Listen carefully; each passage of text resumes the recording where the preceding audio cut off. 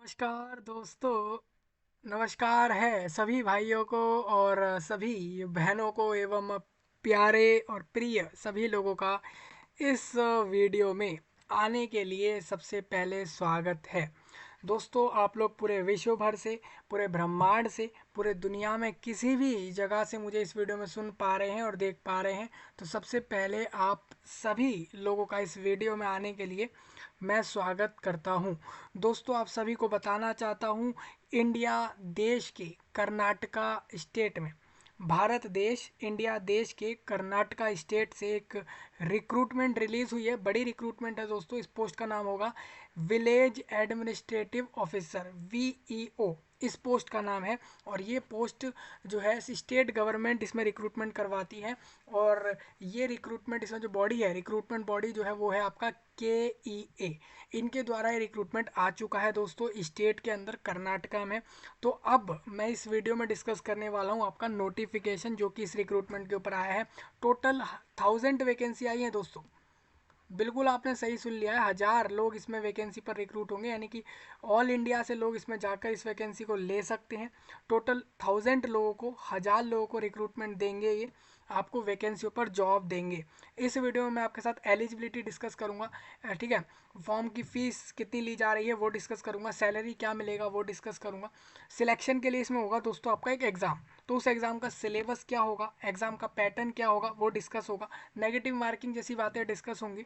इसके अलावा आप लोगों फॉर्म कब से कब तक भरोगे और कैसे मोड में, आपको बता दूं ऑनलाइन या ऑफलाइन किस मोड में फॉर्म भरना है, पूरा नोटिफिकेशन डिस्कस होगा। मतलब फॉर्म भरने से लेके वैकेंसियां मिलने तक का सारा प्रोसेस इस वीडियो में डिस्कस होगा। सबसे सिंपल सी बात यह है कि आप कहोगे कि कर्नाटका स्टेट में वैकेंसी आई है और हम कैसे वैकेंसी ले सकते हैं अगर हम इंडिया में कर्नाटका के अलावा, मतलब कर्नाटका के बाहर किसी दूसरे एरिया में अगर हम रहते हैं या दूसरे एरिया के हम रेजिडेंट्स हैं, तो क्या हम इस वैकेंसी को ले सकते हैं?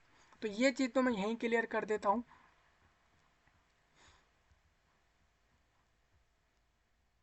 लो भाई, ठीक है, ऑल इंडिया बोल दिया मैंने बोला कि भाई ऑल इंडिया से लोग इसमें एलिजिबल हैं। पूरे इंडिया देश में, पूरे हिंदुस्तान में, पूरे भारत से आप लोग इस वैकेंसी पर फॉर्म भर सकते हो, ये इसमें कंडीशन है, ठीक है। लेकिन आपको इतना याद रखना है कि आपको 12th पास क्लास जो है इसमें होना चाहिए, मतलब आप लोग इंटरमीडिएट क्लास पास आउट होने चाहिए, मतलब स्कूल पास आउट होने चाहिए। कर्नाटका स्टेट में दोस्तों 11th 12th को फर्स्ट और सेकेंड PUC बोलते हैं, वहाँ पर प्री यूनिवर्सिटी कोर्स कहा जाता है उसको, क्योंकि आप लोग 12th के बाद जैसे कि यूनिवर्सिटीज़ में जाओगे पढ़ने के लिए, तो उससे पहले, तो यूनिवर्सिटी से पहले की चीज़ें हो रही हैं, तो उसको बोल रहे हैं प्री यूनिवर्सिटी कोर्स, ठीक है। तो फर्स्ट PUC होता है वहाँ पर और सेकंड PUC होता है। तो आप अगर देखोगे ना, अगर आप लोग अन्य स्टेट से होगे तो आप कहोगे यार ये कौन सी क्वालिफिकेशन है, फर्स्ट PUC सेकंड PUC। तो सिंपल है, आपने जिसे आपने मान के चले इंडिया में किसी दूसरे स्टेट से आप लोग 12th पास करके गए हो, तो वहाँ पर ये लोग कर्नाटका में उसको फर्स्ट और सेकंड PUC बोलते हैं। 12th को सेकंड PUC और 11th को फर्स्ट PUC करके बोल देते हैं, ठीक है। तो उसमें कंफ्यूज नहीं होना है, लेकिन आप लोग ऑल इंडिया इसमें एलिजिबल हो। बस कंडीशन ये है कि आप लोगों का 12th पास होना चाहिए, बाकी भी आपकी नेशनैलिटी इंडियन होनी चाहिए, और बाकी सारी चीज़ें अगर आप प्रूवन करते हो तो आप लोग वैकेंसियाँ ले सकते हो, ठीक है। तो ये टोटल लगभग 1000 लोग रिक्रूट होंगे इसमें। आपकी मैं इस वीडियो में पूरा एलिजिबिलिटी, क्वालिफिकेशन, सारी चीज़ें डिस्कस करने वाला हूँ, तो वीडियो ध्यान से देखना। पूरे इंडिया में आप कहीं से भी हो, हरियाणा से हो, पंजाब से हो, वेस्ट बंगाल से हो, महाराष्ट्र से हो, गुजरात से हो, दिल्ली से हो, पौंडुचेरी से हो, या इंडिया में कहीं से भी हो, तो वीडियो को ध्यान से देखना, आपको सारी बातें समझ आएंगी, ठीक है। आपको मैंने नोटिफिकेशन का लिंक, वेबसाइट का लिंक और अप्लाई लिंक, और जो भी इसका है, जो भी इस रिक्रूटमेंट से जुड़ा लिंक है, वो वीडियो के सही नीचे दिया है, तो वहाँ से देख लेना। ये आपका ऑफिशियल वेबसाइट है, आप रिक्रूटमेंट सेक्शन में आके इसको नोटिफिकेशन को देख सकते हो। एक बार थोड़ा सा हम इसको नोटिफिकेशन को रिक्रूटमेंट सेक्शन में आपको दिखाता हूँ। विलेज एडमिनिस्ट्रेटिव ऑफिसर रिक्रूटमेंट है, ये 24 लिखा है दोस्तों, यही हम इसको डिस्कस करेंगे। आपको दिखा दूँ, थोड़ा सा इसको और बड़ा करेंगे, देखो ये वाला नोटिस, हम इसी को डिस्कस करने वाले हैं। तो हम थोड़ा आगे बढ़ेंगे। सबसे पहले आप देखो, ये पूरा नोटिफिकेशन है। अब देखिए इसमें चक्कर दोस्तों ये है कि स्टेट गवर्नमेंट लेवल पर रिक्रूटमेंट है, मतलब स्टेट लेवल का रिक्रूटमेंट है। इस वजह से इस नोटिफिकेशन को जो दिया गया है वो स्टेट की भाषा, यानी कि कन्नड़ा में दिया गया, यानी कर्नाटका में मोस्टली लोग कन्नड़ा लैंग्वेज बोलते हैं। जैसे आप लोग हिंदी बोल रहे हो, इंग्लिश बोल रहे हो, तो वहाँ के लोग जब बातचीत कर रहे होते हैं आपस में तो कन्नड़ा लैंग्वेज को प्रेफर करते हैं, वो लोग कन्नड़ा भाषा को बोल के आपस में बातचीत करते हैं। तो इस वजह से इसमें जो है आपका कन्नड़ा जो है लैंग्वेज, उसमें नोटिफिकेशन पूरा आया है। लेकिन आपके लिए इंग्लिश में भी इन्होंने दिया है, तो मैं इंग्लिश वाला ही डिस्कस करूँगा। कुछ बातें ऐसी हैं जो हमारी यहाँ पर छूटेंगी, क्योंकि जैसे कि सिलेबस हो या बाकी कुछ चीज़ें ऐसी होंगी, क्योंकि वो कन्नड़ा लैंग्वेज में है। तो आप देखोगे तो आपको बताना चाहता हूँ 20 तारीख को ये नोटिफिकेशन आ गया, ठीक है। नोटिफिकेशन का सीरियल नंबर 4 है और ये 2023-24 यानी इसी बार का रिक्रूटमेंट होगा।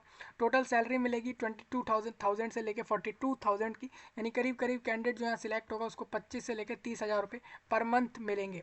25 to 30,000 per month salary on that vacancy, जो आप यहाँ पर अपनी स्क्रीन पर देख रहे हो। बाकी आप लोग ये सारे पॉइंट एक बार रीड कर लेना, मैं इन सबको डिस्कस नहीं कर पाऊँगा क्योंकि ये इनकी कन्नड़ा लैंग्वेज में दिया हुआ है, तो इसको एक बार आप लोग यहाँ से समझ सकते हो। थोड़ा मैं आगे बढ़ूंगा दोस्तों। फॉर्म डेट भरने की कब से कब तक है, तो आप देखोगे कि 4 मार्च से 3 अप्रैल तक फॉर्म भरा जाएगा और 6 अप्रैल तक आप उसमें जो है लास्ट उसको जमा कर पाओगे, ठीक है। तो ये इनका समय है। और देखो फॉर्म की फ़ीस जो है वो 750 रुपये ली जाएगी। अगर आप कर्नाटका स्टेट में अनरिजर्व हो तो 750 रुपये देने हैं, और कर्नाटका स्टेट के अगर किसी रिजर्वेशन में आते हो तो आपको 500 रुपये जो है पेमेंट करना होगा। मान के चलते हैं आप कर्नाटका स्टेट में SC हो या ST हो या फिर किसी भी रिजर्वेशन में आते हो तो आपके 500 फीस रहेगा और 750 रुपये फीस रहेगा आपकी जो भी जनरल लोग हैं, ठीक है। अभी मान के चले आप आउटसाइडर हो, कर्नाटका के बाहर के हो, तो आपके 750 रुपीज़ यहाँ पर चार्ज हो रहे हैं, ठीक है। तो ये आपसे चार्ज लिया जाएगा। यहाँ पर एग्जाम जो होगा वो ऑफलाइन OMR शीट पर होगा, ये इन्होंने क्लियर बता दिया है। OMR शीट होती है दोस्तों एक पिंक कलर का ऐसा शीट सा होता है, उस पर आपके ऑप्शन से रहते हैं, पूरे सर्कल से भरा रहता है ABCD इस तरीके से। उसके आगे जैसे क्वेश्चन नंबर का सीरियल होता है, उसके आगे होता है ABCD। किसी कैंडिडेट को लगता है क्वेश्चन नंबर सेकंड का उसको ऑप्शन लग रहा है C सही है, तो उसको C को डार्क करना होगा। इस तरीके से वो पूरा पेपर करना होता है, इसी को हम बोलते हैं OMR, ठीक है। तो ये आपका एग्ज़ाम मोड रहेगा। आगे हम चलेंगे दोस्तों। इस एग्ज़ाम को आपका लिया जाएगा 200 नंबर में, 200 मार्क्स का होगा। 100 मार्क्स का 2 घंटे का, 100 मार्क्स का 2 घंटे का, ठीक है। इस तरीके से होगा। जो क्वेश्चन पेपर में आपके जो एग्जाम आएंगे, पेपर 1 में जो आएगा वो ये सारे सब्जेक्ट हैं जो यहाँ पर कन्नड़ा लैंग्वेज में है। सेम पेपर 2 के भी सब्जेक्ट यहाँ पर दिए गए हैं। नेगेटिव वैल्यूएशन में आपको बता दूँ, मतलब नेगेटिव मार्किंग 1/4 होगी। मतलब किसी कैंडिडेट ने, देखिए हम इसको बाहर बाहर से भी समझ सकते हैं। देखो किसी कैंडिडेट ने नेगेटिव, मतलब किसी ने कुछ गलत आंसर कर दिए किसी क्वेश्चन के, तो उसका जिस भी क्वेश्चन पे उसको जितने नंबर सही करने पर मिल रहे हैं, उसके गलत करने पर उसको जो है 1/4 नेगेटिव में जाएंगे, ठीक है। तो मतलब नेगेटिव मार्किंग है इस एग्जाम में। अब ये पूरा आपका सिलेबस दिया हुआ है कि क्या क्या आएगा, वो सब चीज़ें यहाँ लिखी हुई हैं, तो उसको आप एक बार देख सकते हो। ये पूरी चीज़ें यहाँ पर दी गई हैं। हम बढ़ेंगे थोड़ा सा आगे, इसी के अंदर हम थोड़ा सा आगे चलेंगे तो आपको दिखा दूँ यहाँ पर।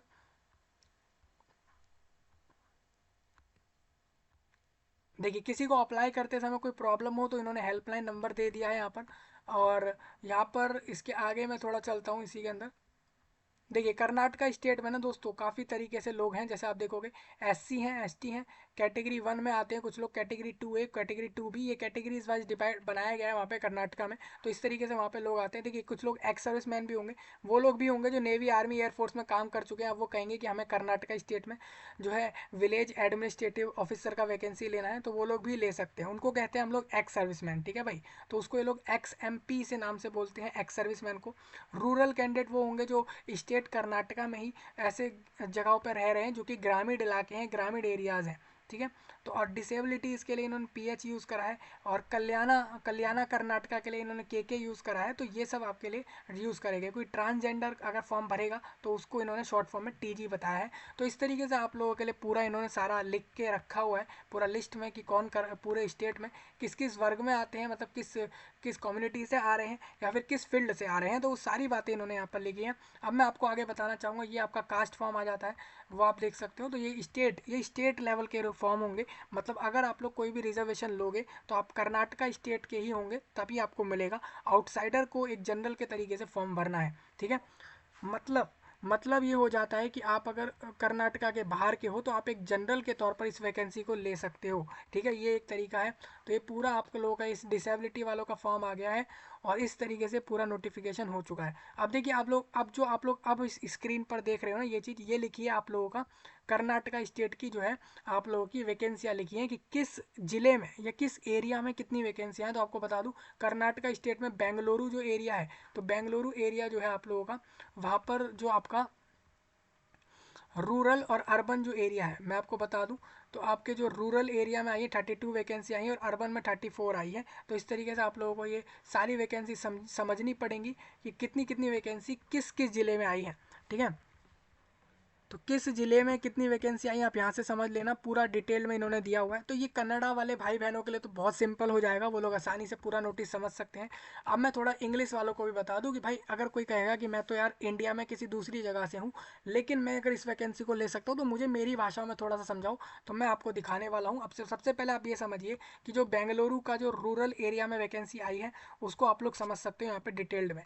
कि आप लोग देखोगे तो जैसे कि आपके जो कर्नाटका के बेंगलुरु के रूरल एरिया में जो वैकेंसी है वो 32 हैं। अब उस 32 में से भी किस किस जगह पर कितनी वैकेंसियाँ हैं वो आपको यहाँ देखनी पड़ेंगी, और उसके अलावा किस किस वर्ग में, चाहे आप एससी हो एसटी हो किस भी वर्ग में आते हो, तो वहाँ की वैकेंसियाँ क्या है वो आपको यहाँ से समझनी होंगी। सपोज आपकी अगर डिसेबिलिटी है 1 आर्म वाली है, बोथ आर्म वाली है, बोथ लेग डिसेबिलिटीज़ हैं, तो आप लोग अपनी अपनी वैकेंसियाँ यहाँ से समझ सकते हो। ये वैकेंसी बिल्कुल इन्होंने क्या करा है, एक एक जिले के अंदर भी अगर जो छोटे अलग पूरे जिले में जिस तरीके से वैकेंसियाँ होंगी वो सारी इन्होंने बताई हैं।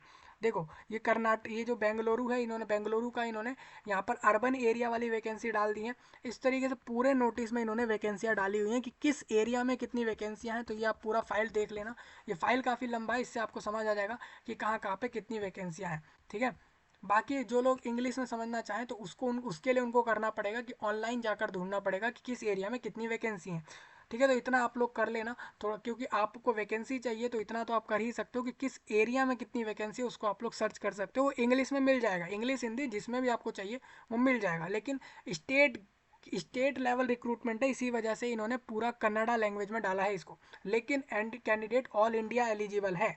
ठीक है, थोड़ा मैं आगे बढ़ूंगा दोस्तों। ये आपका इंग्लिश नोटिस है, मेरे को अच्छा है कि इन्होंने ये नोटिस दिया तो मैं आपके साथ बता पा रहा हूँ इस चीज़ को। आपको बता दूँ स्टेट गवर्नमेंट जो है, यानी जो स्टेट में जो कर्नाटका गवर्नमेंट है अभी में 24 में 2024 में, तो उनके द्वारा कहा जा रहा है भाई कर्नाटका एग्जामिनेशन अथॉरिटी है ये, मतलब कर्नाटका स्टेट में एग्ज़ाम कराने के लिए अथॉरिटी है इसमें, मतलब ये बहुत सारे एग्ज़ाम कराती है। KEA मैंने इससे पहले भी एक बार कभी नोटिफिकेशन डिस्कस किया है आप लोगों का, यहाँ डिस्कस कर रहा हूँ।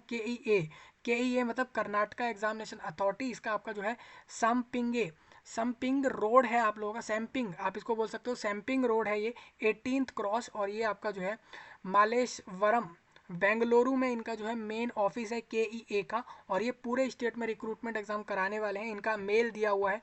अब देखिए आप लोग ये सुन लीजिए, ये नोटिस इनका कल आया था, मैं आपके साथ समय से डिस्कस कर दे रहा हूँ इसको। इन्होंने कहा है हम इसमें डायरेक्ट रिक्रूटमेंट करेंगे, village administrative officer vacant post in revenue department. हमारा जो स्टेट गवर्नमेंट का रेवेन्यू विभाग है स्टेट लेवल में, उसके अंदर हमारा विलेज एडमिनिस्ट्रेटिव ऑफिसर यानी VAO का पोस्ट वैकेंट है, जिसमें हमें इसमें रिक्रूटमेंट करना है लोगों का। इन अकाउंटेंट्स इन्होंने ये चीज़ साफ कही है कि 2024 के 3 फरवरी को और 7 फरवरी को ये तय हुआ कि हम इस रिक्रूटमेंट को निकालेंगे, और इन्होंने कहा है हम इसमें एक एग्ज़ाम कराएंगे। एग्ज़ाम होगा ये इन लेट टू कर्नाटका सिविल सर्विस में आती है ये पोस्ट, और इस वजह से एग्ज़ाम होगा ये डायरेक्ट रिक्रूटमेंट विलेज, मतलब जो कर्नाटका में अलग अलग गांव हैं स्टेट में पूरे में, तो विलेज एडमिनिस्ट्रेटिव ऑफिसर की वैकेंट पोस्ट पर रिक्रूटमेंट है ये। एंड कल्याणा कर्नाटका कैडर के अंदर भी होगा इन डिफरेंट डिस्ट्रिक्ट, जितने भी डिस्ट्रिक्ट पूरे स्टेट में हैं उस हिसाब से, तो जितने भी लोग एलिजिबल हैं अप्लाई कर देना। आपको इतना याद रखना है किसी भी एक ज़िले की वैकेंसी पर अप्लाई करना है, या तो कर्नाटका के अगर आप बेंगलुरु का वैकेंसी पर अप्लाई करोगे तो सिर्फ बेंगलुरु पर ही अप्लाई करना है, दूसरे एरियाओं की वैकेंसियों पर अप्लाई नहीं करना। ठीक है, इस बात का ध्यान रखना है, मतलब पूरे स्टेट में आप लोग किसी भी एक ज़िले के वैकेंसी पर फॉर्म भर सकते हो। ठीक है, एक से ज़्यादा पर नहीं भरना है। कैंडिडेट हैज़ टू अपीयर, उसको एक कॉम्पिटेटिव एग्जाम देना पड़ेगा। कॉम्पिटेटिव एग्जाम मतलब भाई आपके अलावा और भी ऐसे स्टेट में लोग हैं जो इन्हीं वैकेंसी को लेना चाह रहे हैं, तो हम आपको दें इसके लिए आप लोगों को एग्ज़ाम निकालना पड़ेगा, वो इन्होंने कहा है। टोटल हम बोल रहे हैं कि 1000 यानी 1000 लोगों को वैकेंसियाँ देंगे। एजुकेशनल क्वालिफिकेशन 12th पास चाहिए हमें, हम 25,000 से लेके 40,000 तक का हम सैलरी आपको दे देंगे इस पोस्ट पर, और आप जो होगे वो विलेज गांव के एडमिनिस्ट्रेटिव ऑफिसर होगे यहाँ पर, और आपको फॉर्म भरना है 4 मार्च के सुबह में 11 बजे से लेकर 3 अप्रैल के रात तक आप 3 अप्रैल में फॉर्म डाल सकते हो और 6 अप्रैल तक आप लोग फीस सबमिट कर सकते हो। सब कुछ ऑनलाइन होगा, इस बात का ध्यान रखना है सभी लोगों को। तो देखिए इंग्लिश में इन्होंने सब तो बता दिया, वैकेंसियाँ दे दी, 12th पास दे दिया, सैलरी इन्होंने बता दिया, एग्जाम होगा इसमें कॉम्पिटिटिव, एक ही डिस्ट्रिक्ट कैंडिडेट चूज कर सकता है फॉर्म अप्लाई करते समय, 4 मार्च से 3 अप्रैल तक फॉर्म अप्लाई कर सकता है, फीस वो 6 अप्रैल तक दे सकता है लास्ट, सब उसको ऑनलाइन करना है। और इन्होंने ये भी कहा कि अगर आपको डिस्ट्रिक्ट वाइज कैटेगरी वाइज वैकेंसियाँ जाननी है तो वो आप देख सकते हो, जैसे मैंने आपको पहले ही दिखा दिया इसमें, ठीक है। मैं इंग्लिश वाले नोटिस पे आने से पहले ही आपको सारी चीज़ें दिखा दी हैं इसके अंदर। अब आपको अगर ये इशू है कि भाई एज कितनी चाहिए, कोई कैंडिडेट कह सकता है ना भाई एज कितनी, तो आपको नोटिफिकेशन देखना पड़ेगा। जो अभी आपको मैंने डिटेल्ड नोटिफिकेशन दिखाया उसमें आपको एज देखना होगा। मेनली 12th पास कैंडिडेट कितनी एज का होता है, यही होता है कुछ 18 21 यही साल उसकी हो रही होती है, 18 16 यही सब, तो इतनी एज उसकी होगी तो फॉर्म भर सकता है। बाकी आप लोगों को एज एक बार देखनी होगी, इसके लिए नोटिस में इस पर देख लेना। मोड ऑफ सिलेक्शन भाई साफ सी बात है, इसमें कॉम्पिटेटिव एग्जाम होगा, मतलब एग्जाम का सिलेबस आपको दे दिया गया है, उस एग्जाम को पास करने वालों को ही वैकेंसियाँ मिलेंगी। और वो एग्ज़ाम जो होगा वो OMR पर होगा, कंप्यूटर पर नहीं होगा, ठीक है। तो ये पूरा चीज़ें लिखी हैं। अब मैं आगे थोड़ा इसमें इसी के अंदर एक चीज़ और आगे आपको दिखाना चाहूँगा, जैसे कि इसमें लिखा है नोट में ये कह रहे हैं कि जैसे कि आप लोगों ने फॉर्म अप्लाई कर दिया और आपने एग्ज़ाम दे दिया और आपने एग्ज़ाम पास भी कर दिया, तो इसका मतलब ये नहीं है कि आपको वैकेंसी मिल ही जाएगी। इसके अलावा भी हम आपका, जैसे आपने एग्ज़ाम पास करने के बाद हम आपका डॉक्यूमेंट वेरीफाई करते हैं। अभी आपको अगर नहीं पता, अगर आप इंडिया देश में किसी भी जगह से आते हो, तो मैं आपको एक ही चीज़ बताना चाह रहा हूँ इस वीडियो के अंदर कि भाई आप लोगों का किसी भी रिक्रूटमेंट में कोई भी प्रोसेस होता है तो वो रिक्रूटमेंट प्रोसेस के बाद डॉक्यूमेंट वेरीफाई जरूर करते हैं कि भाई आप फॉर्म में कोई भी चीज़ दे रहे हो तो सही दी है या गलत दी है। तो इस बात का ध्यान रखेंगे। तो जितने भी पूरे इंडिया देश से फॉर्म भर रहे हैं इस वैकेंसी पर, इस चीज़ का थोड़ा ध्यान रखेंगे। कर्नाटका में ही सेंटर होगा इस एग्ज़ाम का, कर्नाटका में ही जॉब होगी, कर्नाटका में ही कैंडिडेट को जाना होगा। बस कंडीशन ये है कि जो कैंडिडेट इसमें एग्ज़ाम देगा और अगर उसने एग्ज़ाम निकाल भी लिया तो इसका मतलब ये नहीं है कि उसको वैकेंसी मिल जाए, जब तक कि उसके डॉक्यूमेंट वेरीफाई ना हो जाए। डॉक्यूमेंट वेरीफाई होंगे, अगर सारा कुछ सही होगा तो उसको वैकेंसी मिल जाएगी, फिर कोई दिक्कत नहीं आनी है। तो यही चीज़ें लिखी हैं कि भाई एग्ज़ाम पास कर लिया तो ये ना समझें कि आपको जॉब मिलेगी, बेसिकली डॉक्यूमेंट वेरीफिकेशन के बाद ये वैकेंसी आपको मिल जाएगी। अभी एक चीज़ और भी कह रहे हैं यहाँ पे कि कोई डिस्क्रिपेंसी, मतलब कि कोई ऐसी कंडीशन अराइज कर रहा है कोई कैंडिडेट, एग्ज़ाम के प्रोसेस को फॉलो नहीं कर रहा है जो भी उनके द्वारा बताए गए हैं, आप लोग वो चीज़ें नहीं मान रहे हो। जैसे कि मान लो इन्होंने 1977 में एक कर्नाटका स्टेट में जो सिविल सर्विसेज के रिगार्डिंग जो भी रिक्रूटमेंट हो रही हैं अभी के समय, उसमें एक रूल बना दिया गया गवर्नमेंट द्वारा 1977 में, और उस समय के रूल के हिसाब से जो भी प्रोसेस बनाया गया है वही फॉलो होगा। उस प्रोसेस के हिसाब से अगर आप लोग एक भी चीज़ ऐसी कर रहे हो जो उसके अगेंस्ट होगी तो कहीं ना कहीं ये recruitment body government of Karnataka plus इसके अंदर आपका KEA, Karnataka examination authority, basically इनका तो कोई वो है नहीं कि ये आपके ऊपर कोई ऐसा करें, बेसिकली गवर्नमेंट ऑफ कर्नाटका, ये तो एग्जामिनेशन अथॉरिटी है, कर्नाटका की गवर्नमेंट हो सकता है कोई एक्शन आपके जो है अगेंस्ट कर ले। तो मैं यही चीज़ें कह रहा हूँ दोस्तों, तो इसको थोड़ा ध्यान रखते हुए चलेंगे। जो प्रोसेस बताया उसको करना है, सिंपल सा सेंटर पर जाना है, एग्ज़ाम देना है, डॉक्यूमेंट वेरीफाई कराना है और वैकेंसियाँ लेनी है। बस अपने काम से बस जो है अपने आप को ध्यान रखना है, बाकी कोई चीज़ें ऐसी नहीं करनी है, इस बात का ध्यान रखा जाए आपके द्वारा, यही चीज़ मैं आपको कह रहा हूँ। और यही है, अभी देखिए एग्ज़ाम निकाल लो, DV करवा लो और उसके बाद ज्वाइनिंग ले लो, बस इतना ही करना है। ऑल इंडिया से फॉर्म आप इसमें भर सकते हो, ठीक है। कहीं से भी इंडिया देश में आप किसी भी जगह से जाओ, इस वैकेंसी को आप लोग ले सकते हो। ये देखिए ये कर्नाटका स्टेट में रेवेन्यू विभाग है, ठीक है, रेवेन्यू डिपार्टमेंट है, उसके अंदर ये वैकेंसियाँ जा रही हैं। वैकेंसियों का नाम है, पोस्टों का नाम है विलेज एडमिनिस्ट्रेटिव ऑफिसर, ये पोस्ट का नाम है, ठीक है। हाँ, तो अब मैं आपको बता दूं दोस्तों, जो आपके KEA कर्नाटका एग्जामिनेशन अथॉरिटी के जो एग्जीक्यूटिव डायरेक्टर हैं, एस एस रमैया, IAS हैं ये, और इनके द्वारा, ये एस रमैया IAS हैं और इनके द्वारा ये नोटिस आया है, ठीक है। तो ये इनका पूरा नोटिफिकेशन आपके सामने रख दिया है मैंने। ऑल इंडिया इसमें फॉर्म भर सकता है candidate with the citizenship of India, India देश की सिटीजनशिप उसके पास है तो इस वैकेंसी पर फॉर्म वो भर सकता है, ठीक है। लास्ट डेट का थोड़ा ध्यान रखेंगे कि भाई 3 अप्रैल को फॉर्म क्लोज होना है, इसमें ऑनलाइन फॉर्म भरना है, ये चीज़ आपकी रहेंगी। अगर आप 12th पास हो, फॉर्म इसमें आप लोग डाल सकते हो आसानी से, ठीक है। 1000 लोगों को टोटल इसमें जॉब मिलनी है, चलिए मैं इसी में थोड़ा आगे आप लोगों को दिखाता हूँ। ये देखिए, ये आप लोगों का सेम वही नोटिस जो आपका शॉर्ट नोटिस है, इनवाइट नोटिस, जो अभी आपसे मैंने कन्नड़ा का जो इंग्लिश लैंग्वेज में डिस्कस किया है, उसी को इन्होंने कन्नड़ा लैंग्वेज में भी दिया है, क्योंकि ये कंपलसरी लैंग्वेज है भाई उन लोगों को देने के लिए, तो ये दोनों में ही दिया गया है। तो इस तरीके से आपको समझ आ गया होगा। पूरा नोटिफिकेशन इस वीडियो में कवर हुआ है, सारी चीज़ें कवर हुई हैं। सिलेबस के लिए मैं आपको कहूँगा, सिलेबस के लिए आप ये वाला फाइल देखोगे, इसमें आपको सिलेबस दिख जाएगा। मोस्टली मेरे को लग रहा है जो एग्ज़ाम का जो लैंग्वेज होगा ना, वो कन्नड़ा में तो कन्फर्म्ड होगा कि कन्नड़ा में आएगा ही एग्ज़ाम, लेकिन हो सकता है कि इंग्लिश में भी आ जाए। ठीक है, इसमें मैं कंफर्म नहीं कर रहा हूँ, तो उसका थोड़ा देख लेना, बस इतना ही रहेगा। तो मैंने पूरा नोटिस डिस्कस कर दिया है, और कोई आपका ऐसा डाउट रह गया हो इस रिक्रूटमेंट से जुड़ा हुआ, आप लोग कमेंट सेक्शन में बता सकते हो। और इस जानकारी को पूरे वर्ल्ड में, पूरे विश्व में, पूरे ब्रह्मांड में पहुंचा दो, एक एक जगह तक, खासकर इंडिया में तो एक एक जगह तक पहुंचा देना। मैं आपसे मिल रहा हूं जल्द ही, तब तक के लिए आप सभी का धन्यवाद।